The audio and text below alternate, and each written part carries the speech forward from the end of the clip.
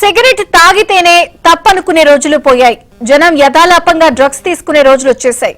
కొంచెం కొకైన్ పీల్చితే జరిగే తప్పేమిటని జనం ఎదురు ప్రశ్న వేస్తున్నారు. నిండా మునిగిన తర్వాత గానీ చేసిన తప్పు తెలియడం లేదు. అందులోనూ సెలబ్రిటీలుగా ముద్రపడిన వాళ్లే మాదక ద్రవ్యాలకు బానిసలు కావడం ఆందోళనకర అంశమే అవుతోంది.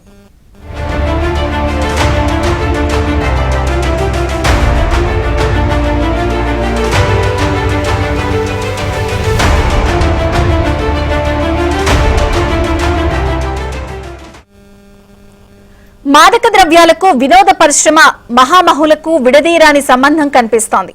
అప్పటిదాకా రాముడు మంచి బాలుడు, నోట్లో వేలేస్తే కొరకలేడు అన్నట్లుగా కనిపించే సినీ నటులు, ప్రముఖులు కూడా నిషేధిత డ్రగ్స్ వాడుతూ పట్టుబడుతున్నారు. తాజాగా చెన్నైలో నటుడు శ్రీరామ్, అతనితో పాటు డ్రగ్స్ తీసుకున్న కృష్ణ పట్టుబట్టంతో అందరూ ముక్కును వేలేసుకుంటున్నారు. డ్రగ్స్ రోగం టాలీవుడ్ నుంచి కాలీవుడ్ కు ఫుల్లుగా విస్తరించిందని చెప్పుకుంటున్నారు. దాంతో ఇప్పుడు వాట్ నెక్స్ట్ అన్న చర్చ మొదలైంది. ఇటువంటి వింత పోకళ్లకు కారణమేంటి? కెరీర్ను హుందాగా డెవలప్ చేసుకోవాల్సిన వాళ్లంతా ఇలా అడ్డదారులు ఎందుకు తొక్కుతున్నారు అన్న ప్రశ్నలు తలెత్తుతున్నాయి.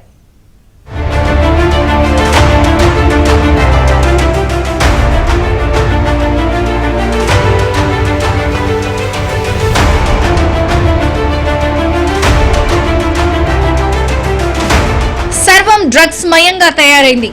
ఏ సెలబ్రిటీ చూసినా డ్రగ్స్ కు బానిసై ఉంటారేమో అన్న అనుమానాలు కలుగుతున్నాయి. అప్పటి వరకు జెంటిల్మెన్ లాగా కనిపించిన వాళ్లు కూడా అడ్డదారులు తొక్కి చాలా రోజులైందన్న నిజం చాలా ఆలస్యంగా వెలుగులోకి వస్తోంది. దక్షిణాది భాషల నటుడు శ్రీరామ్ అలియాస్ శ్రీకాంత్ విషయంలోనూ అదే జరిగింది. ఎంట్రీలోనే హిట్ కొట్టి తర్వాత కొంచెం నిదానించిన యాక్టర్ శ్రీరామ్ మాదక ద్రవ్యాలకు బానిసయ్యాడు. అన్నా డీఎంకే మాజీ నేత ప్రసాద్ నుంచి డ్రగ్స్ కొనుగోలు చేసినట్లుగా శ్రీరామ్ అంగీకరించాడు. తన కుమారుణ్ణి చూసుకునేందుకు బెయిల్ ఇవ్వాలని శ్రీరామ్ అభ్యర్థించినా చెన్నై కోర్టు అంగీకరించకుండా జూలై 7 వరకు రిమాండ్ విధించింది.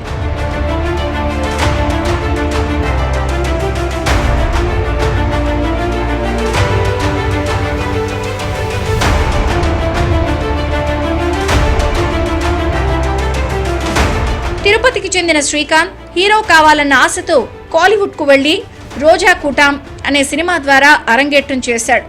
ఇందులో భూమిక హీరోయిన్. తెలుగులో ఈ చిత్రం రోజా పూలు పేరుతో రిలీజ్ అయింది.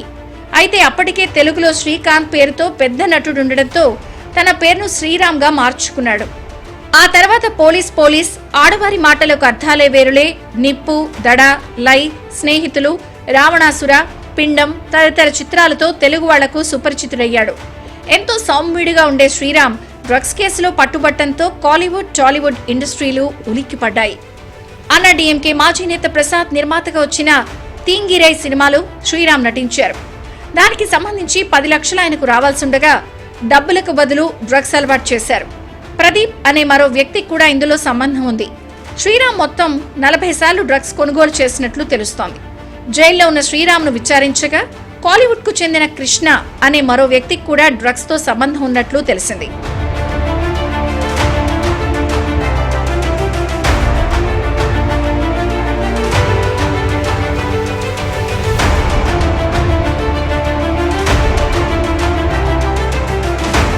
డ్రగ్స్ వ్యవహారం తెలుగు చిత్రసీమైన టాలీవుడ్ లో 7-8 ఏళ్లుగా కలకలం రేపుతూనే ఉంది.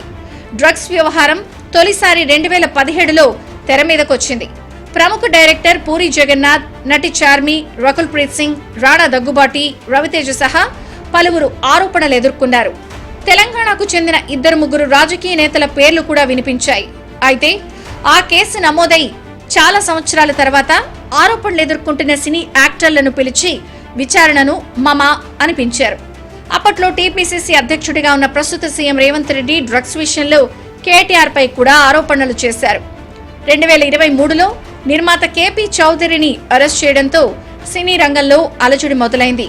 కేపీ చౌదరి ఫోన్ లిస్టులో పలువురు సినీ నటుల పేర్లుండడంతో కేసు తీవ్రత పెరిగింది.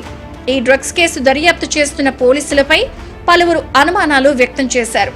కేసులో అసలు వ్యక్తులను వదిలిపెట్టి కింది స్థాయి వారిని టార్గెట్ చేస్తున్నారు అన్న ఆరోపణలు వినిపించాయి.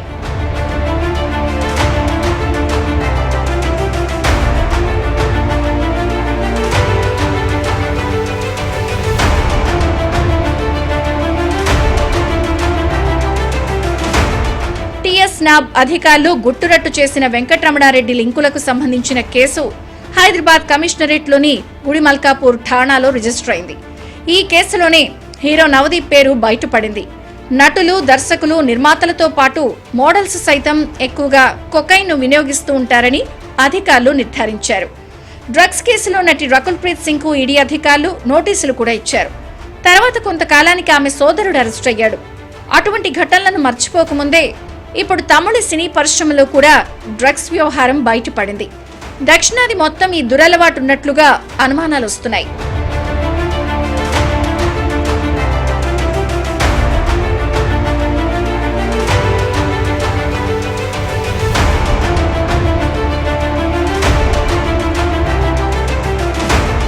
మహానగరాలే కాదు, చిన్న పట్టణాల్లో కూడా డ్రగ్స్ దొరకడం సులభమైంది.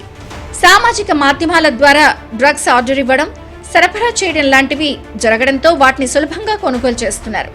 పైగా సినీ పరిశ్రమలో అన్ని రాష్ట్రాలకు రాకపోకలుండటం కారణంగానూ ఎక్కువ మంది బహుభాషా నటులు కావడం వల్లనూ పరిచయాలు, పార్టీలు పెరుగుతున్నాయి. పార్టీల్లో మద్యం, డ్రగ్స్ సర్వసాధారణమైన విషయమైపోయాయి. సినీ జనం చేతిలో డబ్బు బాగా మూలుగుతూ ఉండటం కూడా డ్రగ్స్ వాడకానికి ఒక కారణం కావచ్చు. అదే టైంలో కెరీర్ పరంగా కొందరు నటులపై ఒత్తిడి ఎక్కువవుతోంది. కొందరికి క్షణం తీరిక లేక మానసిక సమస్యలు వస్తున్నాయి. కొందరికి అవకాశాలు బాగా తగ్గిపోయి భవిష్యత్తుపై బెంగతో ఒత్తిడి పెరుగుతోంది. ఫెయిల్యూర్ను సవాలుగా తీసుకుని ముందుకు సాగే ధైర్యం లేక కొందరు సినీ జనం డ్రగ్స్ కు బానిసలవుతున్నారు. యాక్టింగ్ లేకపోతే, అదే విధంగా లేకపోతే యాక్టింగ్ చేస్తుంటే ఉన్మాదమైన సన్నివేశాల్లో నటించాలి కాబట్టి, అదేవిధంగా అన్ని రకాలుగా కూడా వాళ్ళు డ్రగ్స్ కి బానిసలై ఉన్నారు చలనచిత్ర పరిశ్రమలో. దీని మీద నేను గతంలో సుప్రీంకోర్టుకు కూడా తెలియజేయడం జరిగింది. ఇది మామూలుగా పెడలర్స్ మీద కేసు ఉంది. తీసుకునే వాళ్ళ మీద ఎటువంటి చట్టాలు లేవు భారతదేశంలో. తీసుకునే వాళ్ళ మీద కూడా చట్టాలు రావాలని చెప్పి సుప్రీంకోర్టులో ఆల్రెడీ నా కేసు పెండింగ్ లో ఉంది. ఖచ్చితంగా ఆ దిశగా ప్రభుత్వం కూడా దీనికి ముందుకు వచ్చింది. సెంట్రల్ గవర్నమెంట్ దీనిపైన విధి నిర్దేశకాలు చేస్తామని చెప్పి హామీ ఇచ్చింది సుప్రీంకోర్టుకి. అంతేకాకుండా ఈ డ్రగ్స్ రాకెట్ ఏదైతే ఉందో, ముఖ్యంగా ఈ సెలబ్రిటీలు అయితేమి, అదేవిధంగా ఈ డబ్బున్న కుర్రోళ్ళు అయితేమి వీటికి బానిసలు అవుతున్నారు. దీని మీద ఉక్కుపాదం మోపాల్సినంత అవసరం అయితే తప్పకుండా ఉంటుంది. గంజాయి అయితేమి, డ్రగ్స్ అయితేమి ఇవన్నీ ఇచ్చల విడిగా ఉంటూ ఉన్మాదుల్లాగా వీళ్ళందరూ కూడా తయారవుతున్నారు. కాబట్టి సుప్రీంకోర్టు చెప్పింది ఏంటంటే ఈ రీహాబిటేషన్ సెంటర్స్ అనేవి చాలా తక్కువగా ఉన్నాయి ఈ దేశంలో. అన్ని ప్రాంతాల్లో ఈ రీహాబిటేషన్ సెంటర్ తీసుకునే వాళ్ళని తీసుకోకుండా దాన్ని మానిపించే విధంగా తీసుకోవాల్సిన చర్యలకి సరైన వ్యవస్థ అనేది మన దగ్గర లేదు. కాబట్టి ప్రభుత్వం స్పందించాలి. ఇలాగా దొరికినోడనే ఒక నేరస్తుల్లా పరిగణిస్తున్నారు. కానీ దీనికి సమగ్రమైన విచారణ అనేది ఒకటి జరగాలని చెప్పేసి నేను కోరుతున్నాను. దొరికినోడు దొంగ, దొరకని వాడు దొర అన్నట్లుగా పరిస్థితి తయారైంది. ఇప్పుడు దొరికిన వాళ్ళు మాత్రమే డ్రగ్స్ వాడుతున్నారని అనుకోవడానికి వీల్లేదు. అసలు సూత్రధారులను పట్టుకుంటేనే డ్రగ్స్ వ్యాపారం లోగుట్టు తెలుస్తుంది. యువత నిర్వీర్యం కాకుండా ఉంటుంది.